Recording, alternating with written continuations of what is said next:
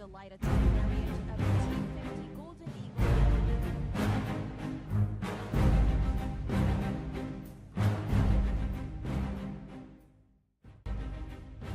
Military spokesman BG Restituto Padilla said 2 of the jets would be arriving Wednesday next week, while 2 more would be delivered in April and the last 2 in May. The 6 jets are part of the 12 FA-50s purchased by the military from manufacturer Korean Aerospace Industries for $18.9 billion during the Aquino administration. 6 FA-50s have earlier been delivered to the Philippines via the Clark Air Base, home to the 1st Air Division, in 3 batches of 2 since November 2015. By April, FA-50s with tail numbers 009 and 010 will be delivered, while 011 and 012 will be handed over this May.